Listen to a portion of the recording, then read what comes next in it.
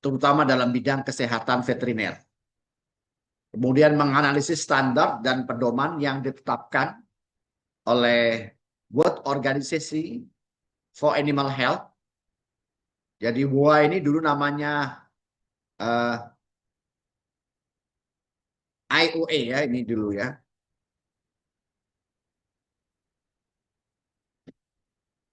Kemudian WHO sama FAO. Jadi tiga organisasi internasional inilah yang berperan dalam penentuan dan pembuatan segala sesuatu yang berkaitan dengan legislasi veteriner.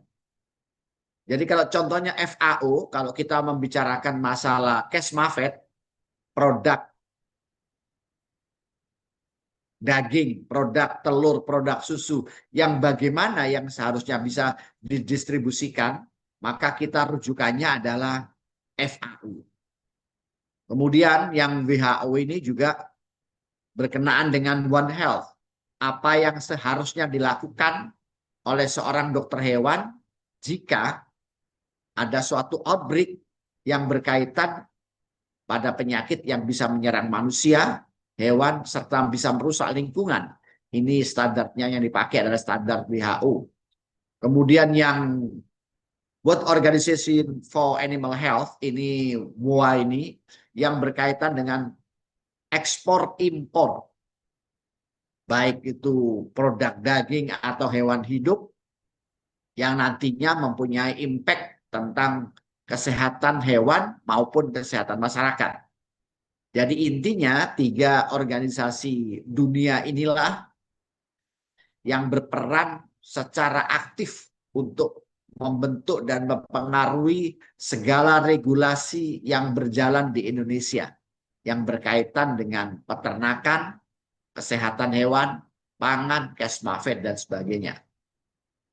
Kemudian selanjutnya pembelajaran adalah mengeksplorasi dampak organisasi-organisasi ini terhadap kesejahteraan hewan, kesehatan hewan, dan kesehatan masyarakat. Dalam hal ini kesehatan masyarakatnya adalah kesehatan masyarakat veteriner ya. Kemudian mendiskusikan implikasi regulasi internasional terhadap praktek veteriner di Indonesia.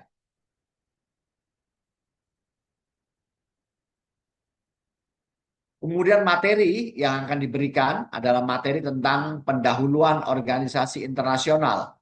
Apa itu tentang World Organization for Animal Health, kemudian apa itu World Health Organization,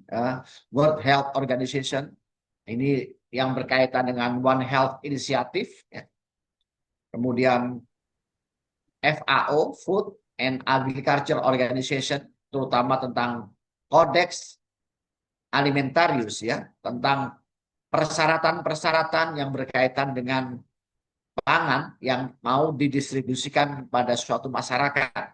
Nah, itu semuanya tercantum pada Codex Alimentarius. Kemudian dampak pada kedokteran hewan di Indonesia.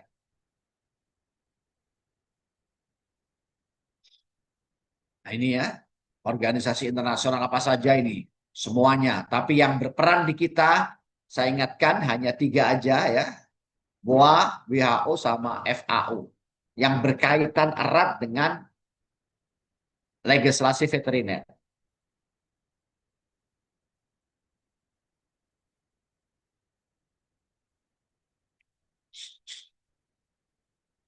Pendahuluan tentang organisasi internasional.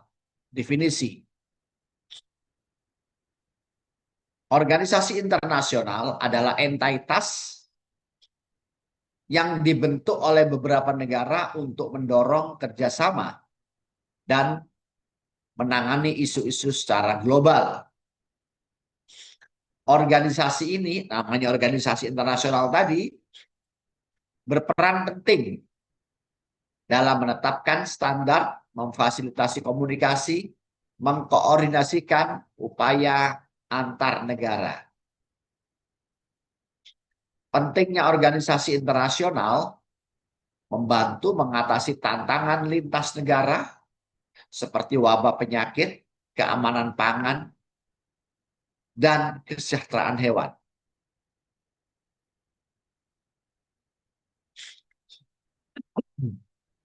menyediakan platform bagi negara-negara untuk berkolaborasi dalam penelitian, berbagi informasi, dan menerapkan praktek-praktek yang terbaik.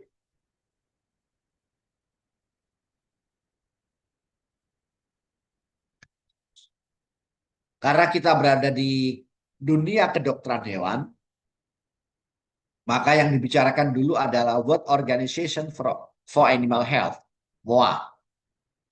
WOAH ya.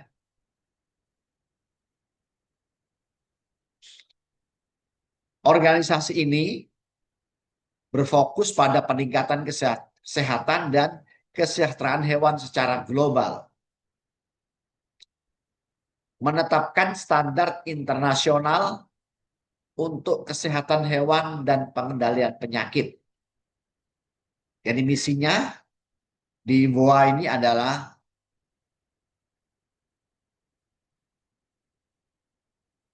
transparansi, kemudian solidaritas internasional, keamanan,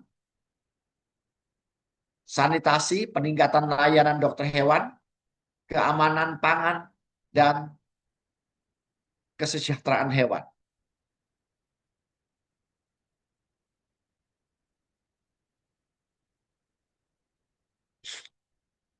Ini World Organization for Animal Health, ini asal-usulnya ya. Ini ada kejadian rinderpest, wabah sapi yang menghancurkan ya. Menyebar secara global, mengancam ternak, kemudian ketahanan pangan, dan stabilitas ekonomi. Kemudian realisasi kebutuhan, krisis ini menyoroti pentingnya tindakan global yang terorganisasi untuk memerangi penyakit tersebut, rinderpest ya. Kemudian dibuatlah namanya perjanjian internasional. Perjanjian internasional untuk pembentukan kantor yang namanya pertama UIE ini adalah International Des Epizootis ya. Ini pertama kalinya. Ditandatangani di Paris pada tahun 24, tanggal 25 Januari. Misi awal adalah fokus pada memerangi penyakit hewan menular melalui solidaritas antar negara. Kemudian kantor pusatnya didirikan di Paris ya. Lebih dari 70 ruang lingkupnya dan mengorganisasi, kemudian berkaitan dengan kesehatan dan kesejahteraan hewan.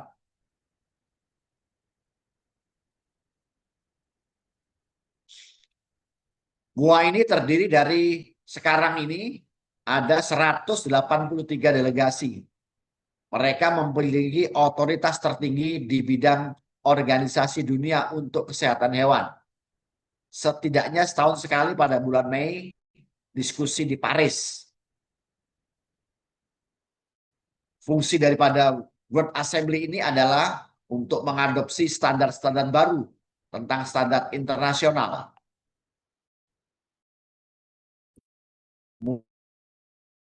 Kemudian untuk mengadopsi adanya resolusi tentang perlunya yang berguna untuk mengangkat direktur, dan yang terakhir adalah untuk mengapprove dan menilai kegiatan-kegiatan yang berkaitan dengan World Assembly ini.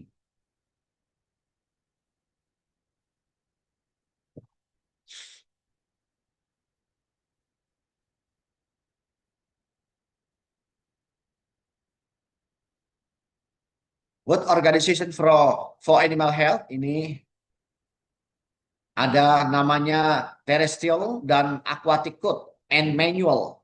Yang namanya terrestrial itu adalah binatang-binatang yang ada di darat ya. Kemudian aquatic code, aquatic ini adalah binatang-binatang yang di air. Jadi ini adalah salah satu alasan kenapa perikanan untuk karantinanya itu di bawah dokter hewan. Karena di sini pada World Organization for Animal Health disebutkan ada terrestrial and aquatic code. Ini artinya bahwa semua kegiatan yang berkaitan dengan kesehatan hewan terestrial yang ada di darat maupun di laut, yang di air, itu tunduk dan patuh pada regulasi-regulasi yang ada dan yang ditentukan oleh Badan Organisasi untuk Kesehatan Hewan ini.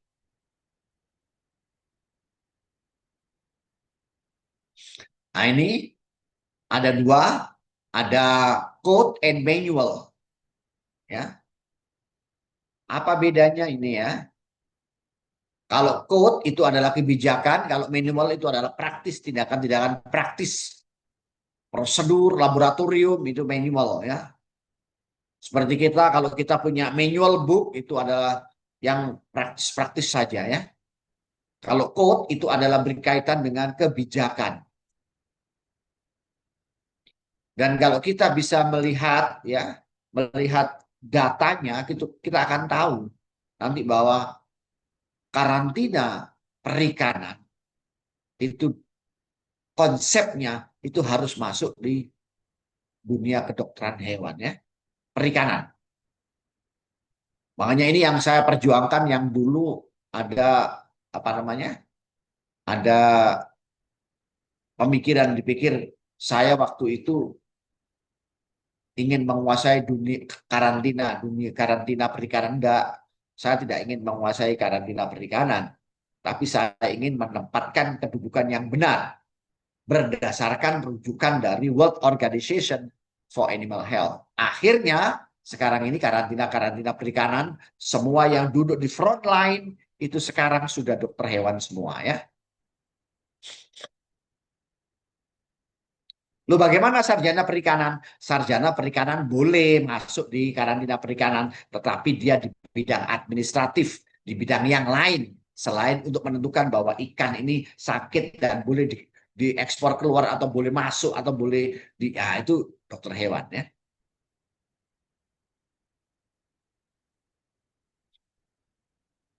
Ini apa yang namanya animal diseases? Portal ini memberikan akses mudah ke sumber daya dan informasi tentang penyakit hewan darat air. Ini ya, penyakit hewan darat dan air. Supaya nanti barangkali suatu saat itu saya sudah pensiun, kemudian nanti ada apa namanya? Ada karantina perikanan itu tiba-tiba kepingin supaya yang di front line-nya tidak dokter hewan. Nah, saudara-saudara yang masuk di mata kuliah ini mengerti betul bahwa regulasi internasional di bawah World Organization for Animal Health, bahwa penyakit-penyakit yang hewan darat dan penyakit-penyakit yang berkaitan dengan hewan air itu di bawah kontrol daripada organisasi dunia kita ya, bukan dunia perikanan, dunia kita. Terus apa sih fungsi dari perikanan itu? Perikanan itu aja mengelola, memanage, begitu berkaitan dengan penyakit, begitu berkaitan dengan diagnosa disease-nya, mendiagnosis itu kewenangan dokter hewan. Ya. Tapi kalau memelihara, memberi makan ikan, kemudian yang lain-lain di luar penyakit, di luar diagnosis, itu boleh seorang perikanan masuk. Bagaimana mengelola tambak? Boleh. Orang-orang perikanan itu. Tapi begitu hasil tambak mau diekspor, nah, melewati karantina ikan, nah, yang menentukan boleh tidaknya ikan bandeng atau ikan apa itu diekspor atau mendatangkan, nah ini dunia kedokteran hewan yang berperan. Dan itu harus saudara ingat seumur hidup saudara ya.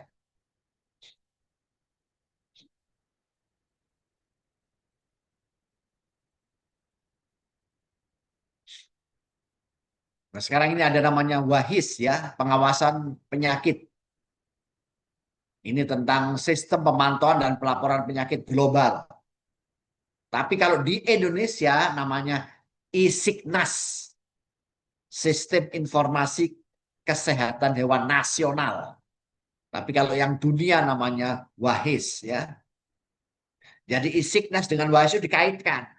Jadi di Indonesia ada apa, maka yang dari Paris yang mengelola seluruh dunia ini tahu. Oh, di Indonesia sekarang ada penyakit, misalkan ada penyakit PMK, misalkan ada penyakit avian influenza, misalkan kemasukan penyakit African swine fever, misalkan. Itu mereka sudah tahu ya, karena sudah terkoneksi. Nah, apa sih fungsi WAHIS ini secara internasional? Ini adalah untuk mendeteksi atau menulis ya peristiwa penyakit baru. Kemudian kemungkinan menerima peringatan tentang laporan penyakit. Contohnya apa penyakit yang baru muncul sekarang ini? Yang baru muncul adalah penyakit Nipah yang rame di Asia Selatan kemarin ya. Ini penyakit Nipah, virus Nipah. Nah ini WAHIS sudah mengerti betul.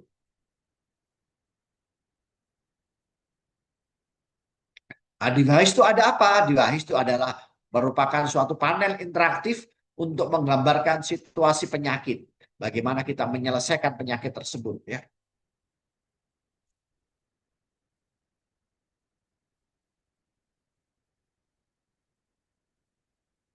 Nah, sekarang ini antimicrobial resistance di bidang kedokteran hewan yang menjadi fokus daripada World Organization for Animal Health. Ini ada namanya antimikrobial. Nah, kebetulan pada waktu tahun 2017 WHO, tapi bukan yang ini WHO-nya, WHO minta data di Jakarta ya, minta data tentang bagaimana itu antimicrobial resistance di dunia kedokteran hewan. Dan mereka minta bantuan saya untuk meneliti ini. Makanya setiap penelitian saya itu saya fokuskan pada antimicrobial resistance. Bukan apa-apa, karena ini data ini nanti saya laporkan kepada ini. Ada dua WHO yang berkaitan dengan food safety, kemudian yang di World Organization for Animal Health untuk yang food security-nya. Jadi kalau kita melihat AMR, antimicrobial resistance, sebagai dasar food security, maka ini adalah bidang garapnya World Organization for Animal Health. Tapi kalau kita melihat AMR sebagai food safety, maka bidang garap ini adalah tanggung jawabnya World Health Organization, WHO. Ya. Beda-beda ini, beda organisasi. Apa sih perbedaan antara food security sama food safety di bidang antimicrobial resistance? Misalkan saudara penelitian pada suatu peternakan sapi perah. Saudara kepingin melihat tentang antimikrobial terhadap tetrasiklin, terhadap eritromisin. Nah, kalau yang kayak begitu, kamu cek, ternyata, oh, di peternakan ini sudah resisten terhadap eritromisin. Maka antibiotik eritromisin tidak boleh digunakan di peternakan itu. Nah, yang ini namanya food security. Untuk menjaga supaya hewan tidak diobati dengan antibiotik yang kayak begini. Beda dengan food safety. Misalkan sama penelitiannya. Misalkan kamu penelitian di suatu peternakan tertentu, kamu mengambil data tentang MRSA atau ESBL, Extended Spectrum Beta Lactamase, ketemu. Maka MRSA dan ESBL ini data antibiotiknya bukan untuk pengobatan. Metisilin, oxacillin itu tidak untuk pengobatan hewan, tapi ini punya impact pada manusia. ESBL itu adalah cephalosporin generasi 3, itu impact-nya pada manusia. Nah, begitu impact-nya pada manusia dan tidak pernah digunakan pada dunia kedokteran hewan, maka ini bicara AMR pada fokus food safety, keamanan pangan. Karena impact-nya pada manusia. Beda dengan impact-nya pada hewan tadi. Nah, ini animal. Sekarang kita bicara animal welfare. Beberapa tahun yang lalu ada praktek ya, ada praktek di dunia RPH itu yang ada pemotongan hewan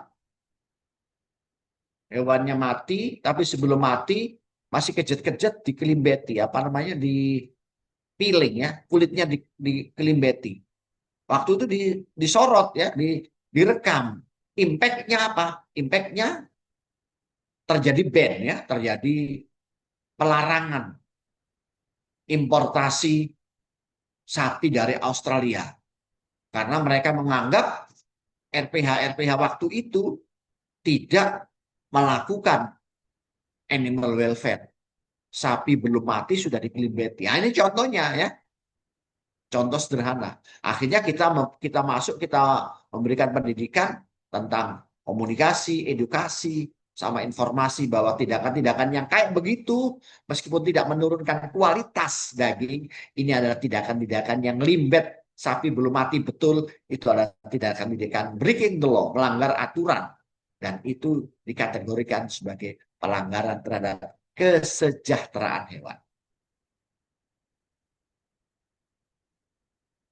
Nih, ada take a break. Nah, silakan, saudara mau tanya apa, silakan.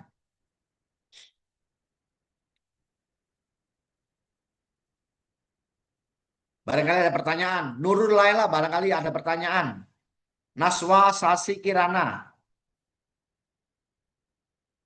Ada pertanyaan apa enggak? Silakan.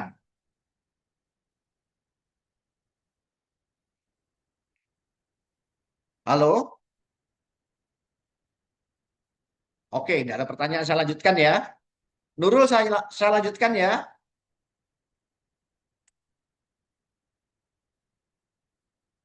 Oke, ini food. Ini ya.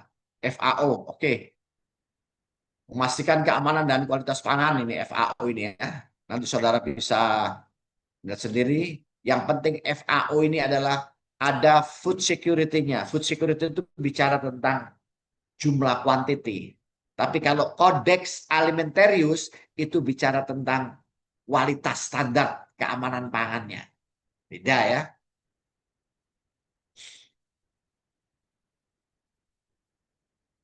Di Codex Alimentarius adalah food code.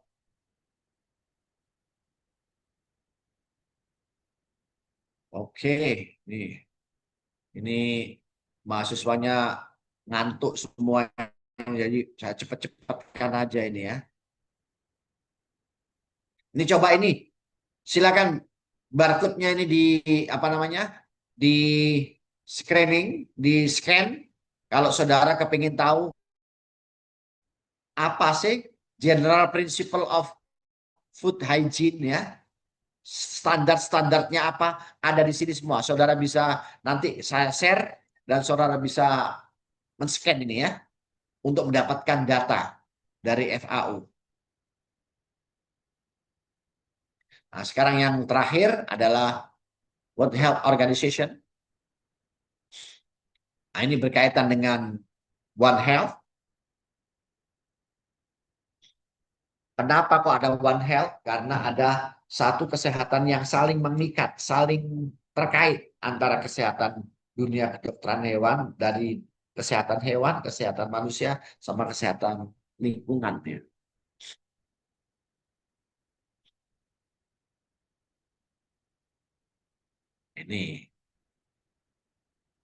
Ini ya, ada dari perubahannya. Kenapa kok WHO ada One Health? Karena ada climate change. Kemudian ada antimicrobial resistant. Ada kehilangan biodiversitas. Ada food safety, food security. Ada zoonotic ya. Ada re-emerging infectious disease. Nah, yang kayak begini ini, maka kita perlu namanya World Health Organization untuk mendirikan One Health. Ini percepatan aja ya, supaya saudara bisa resting time lebih banyak. Ini contohnya case study. Pendekatan One Health lebih dari sekedar kerangka kerjasama, lebih ke ajakan untuk perubahan sistemik dalam cara kita merancang regulasi, berkolaborasi, dan berinovasi demi kesehatan. Sebagai calon dokter hewan, pemahaman kalian tentang One Health membekali kalian untuk menjadi pengambil kebijakan yang efektif, praktek yang etis, solutif, yang berkelanjutan, yang memanfaatkan bagi semua makhluk hidup dan lingkungan yang kita tinggali bersama. Studi kasus ini dapat menjadi dasar bagi eksplorasi lebih lanjut tentang bagaimana legislasi dan kerjasama lintas disiplin dapat mendorong kemajuan nyata dalam kesehatan dan kesejahteraan. Ini tolong dicatat ini ya. Ini tugas, semua harus nyatat ini. Nashwa, Sasi Kirana, coba tugasnya adalah topiknya peran WTO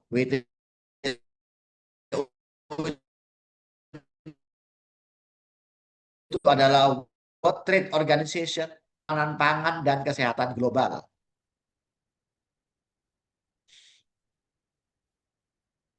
Panjangnya 200 sampai 2.500 sampai 3.500 kata. Di luar daftar pustaka. Fontnya Verdana ya. Bukan Times New Roman, tapi Verdana 12 poin. Spasinya 1,5. Kemudian marginnya 2,5 cm ya. Gaya kutipannya apa? 7th edition. Ini strukturnya ya.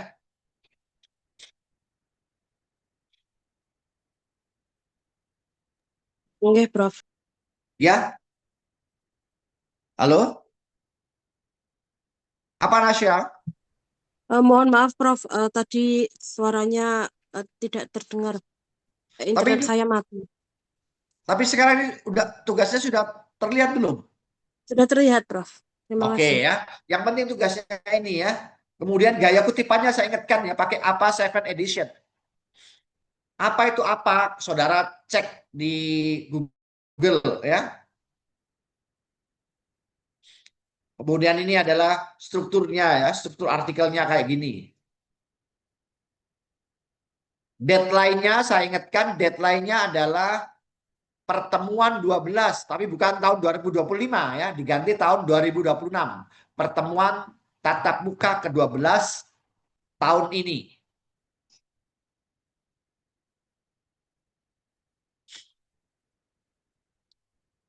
Nah, ini karena ini adalah kerjasama kelompok, jumlah mahasiswanya adalah dari 7 sampai 10 ya. Jumlah mahasiswa yang membuat tugas ini 7 sampai 10 nanti diskusi ya. 7 sampai 10. Boleh 7, boleh 8, boleh 9, boleh 10. 10 maksimal. 11, yang 11 nanti saya kembalikan lagi ya.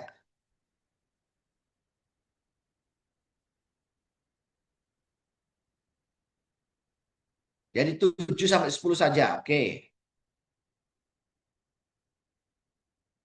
Ini